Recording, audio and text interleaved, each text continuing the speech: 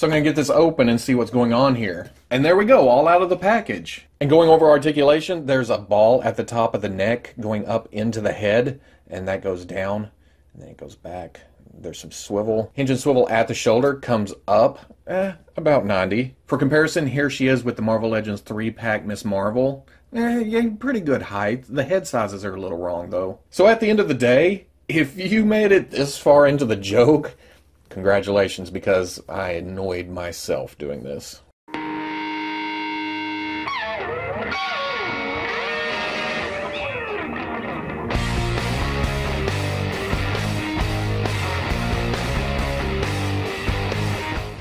Okay, people, welcome back to another Fwoosh review. Tonight, I'm taking a look at the Hasbro Marvel Legends Fantastic Four Invisible Woman. And now, this is a Walgreens exclusive, therefore, I wasn't able to find this in my neck of the woods. I had to rely on my brother from another mother and father, VB, down in Texas to get this for me. That's just the way my Walgreens are around here. When they do finally get something, it sits on the shelf forever. But when it comes to newer stuff, nothing around here. And that's part of the reason that this is coming in way late. Looking at the package, standard Marvel Legends box, big window, black logo. You can see that mine is definitely an opener. Somebody field goal kicked this thing right here in the side. When it comes to that, I don't care. It's like I always say, this is trash around my plastic. On the side, you get a nice picture of Sue from the comics. On the back, pretty picture of the figures, bios. Down here, legalese, some unreadables, probably says something like, we included HERBIE so you wouldn't burn yourself on a human torch because we don't want kids setting themselves on fire. On the other side, same picture of Sue. On the top, the Fantastic Four logo. Bottom, barcode and more legal. But I'm going to get this open the rest of the way and see what's going on here. And there we go, all out of the package, and it's a little bit surprising how much I like this. I wasn't a huge Fantastic Four fan, but good figures make me like good stuff, so, you know, yeah, that's just how it goes. Looking at Sue first, I do believe this body is reused from Kate Bishop. I don't have that figure, so I can't be positive about that, but I'm pretty damn sure. But I like this body for Sue. The feet are flat. It has kind of a homely look to it, but attractive at the same time. Which, in my brain, when I think of Invisible Woman, Sue Storm, Sue Richards, kind of had that mom look to her, but at the same time, it was a hot mom look. I'm trying not to get too pervy with my action figure here, but it just has that look from the comics. Then the paint on the body, it's all pretty clean, the black lines, the clear parts to the body. I do have kind of a problem with the 4 on the chest. It kind of looks printed on, but I feel like the colors are off a little bit. It doesn't stand out as much as I feel like it should. And then we get to the head, and this is where this figure shines, which on most figures that reuse bodies, I guess you could say that about the heads on all of them, because that's what sets them apart from the other figures. And this works perfectly for Sue. Like I just talked about, it kind of has that down-home look, but kind of a pin-up look to it. It's so confused. I'm so confused right now. I don't even know what I'm talking about. But the sculpt is excellent. The hair is excellent. The paints on it are great. I love the eyes on this figure. A lot of the times we'll look at the eyes. They're kind of doughy. They're kind of looking in different directions. Here, it's very exact. It's very precise. It works. Oh, I'm in love with this figure. And I don't mean that in a weird way. I mean, this is making me want more figures. And then looking at HERBIE, very 70s. You know what I mean? Kind of that robot from the future look to it, which is what it's supposed to look like. So the sculpt works perfectly here. I remember HERBIE from the cartoon a little bit. I remember HERBIE from the comics a little bit. This pretty much matches up what I have in my brain. Or I'm looking at this now and thinking, yep, it's overlaying itself in my brain. Whichever works. But just everything about the figure just screams corny. And if you know me, you know I'm a fan of the corny. But the paint's on this too, very nice work here. Everything's pretty precise, but I do have a little bit of slop. Speaking about the 4, I don't know, it just doesn't match what I have in my head. I feel like this should be black with a black border, but instead it's a gray with a silver, and then the outlines for all that punched in there. It's nicely applied, it looks great, but it doesn't stand out enough against the uniform. I feel like that should be the focal point. And we're just talking costume design here. It's a great figure. It's just that one little point bugging me a little. And then there's the non-switchable display of her power. I know this bugs a lot of people. It doesn't bug me too much. It's really great here how clear some of this is. You can see the joints.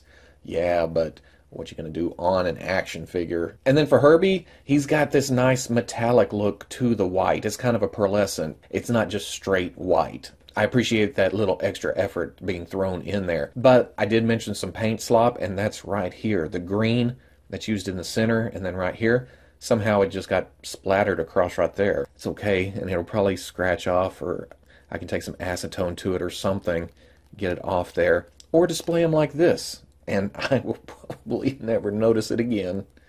Turn his head. There you go. Now going over articulation, there's a ball on top of the hinge in the neck going up into the head, and you can get buried chin in her chest for the most part. Now her hair does get in the way going back, but you can shift it around a little bit, and she can look up a little, which isn't terrible. Nice tilt to the head on that ball joint, and then of course there's swivel. Hinge and swivel in the shoulder comes up about 90, rotates around. Hinge and swivel in the elbow comes up to 90. Like most hinge and swivels on this side, mine was backwards, and if it's backwards, it only comes up to about 45. Turn it around, you get full range, which I say full range, it goes up 90. I'd like to see more movement in those, but what you gonna do? There's a hinge and swivel in the wrist. There's swivel, hinge. Ball joint in the mid-torso does get forward, gets back, gets side, and then there's rotation. Hinge and swivel in the hip, comes forward most of the way. The crotch kind of pushes the leg out. Back, not so bad. Out, not that great. We're seeing less and less of that movement as we go on, I guess. So we'll at the thigh, and I forgot to mention a minute ago, my right thigh does have more gap than the left. Double knee comes pretty much all the way up. Hinge at the ankle, goes back, goes forward, and then there's forward-facing pin for rocker. Going over the articulation on Herbie, there's a ball joint in the head, and that's about it. You can get some nice tilt, you get swivel. It doesn't want to turn all the way around. I don't know if it's, oh, there you go, never mind. It's just that seam line probably getting in the way. Then you have down, you have up. For accessories, Sue comes with an extra hand. Now in the package, her right hand is that clear power-wielding hand, and her left hand is a grip hand, just the glove color. But she also comes with a magic power-wielding left hand too, and it kind of has a clear look to it, has a black overspray like it's phasing out to invisible too. And to switch that out, it just pops off, pops the other one right in, not a problem at all. And then for accessories, Herbie comes with a pretty simple flight stand. It's a disc on the bottom of a stick, essentially. Herbie has a hole in the bottom right here, and it just plugs in. I don't know why I'm showing this, but it works. I do have some lean to mine. You got to kind of find the forward-facing spot.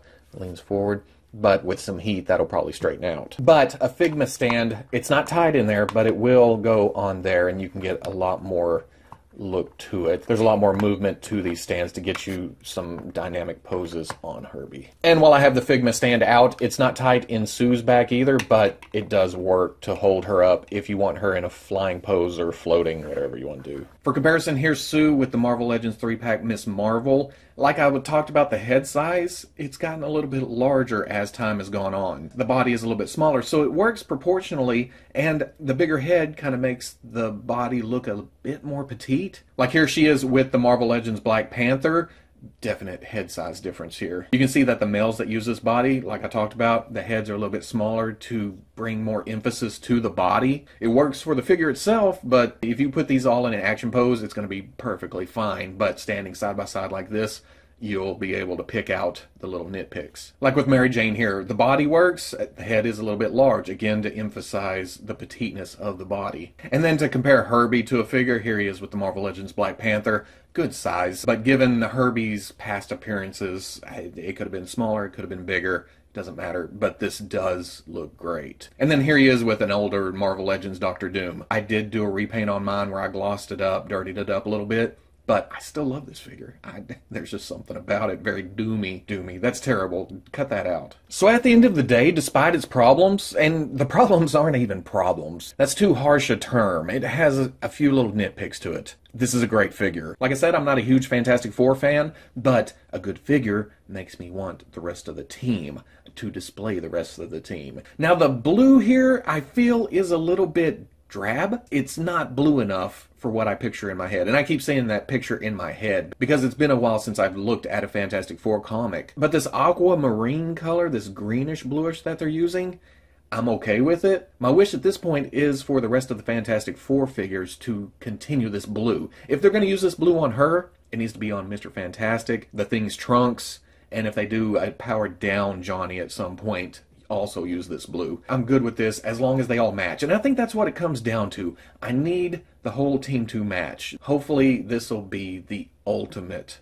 Fantastic Four set. And I don't mean ultimate as in the universe. I mean the end-all, be-all Fantastic Four team for the shelf. I also mentioned that a lot of people have a problem with her displaying her powers like this. I'm good with it. It adds a little flair to the figure on the shelf. Would I turn down a plain Jane Sue that has no clear parts on her? No, I would not turn it down. In fact, I'd buy the hell out of it. Would I like a version that's all clear, completely invisible? Hell yeah, I'll take that too. And I'd take powered down Johnny.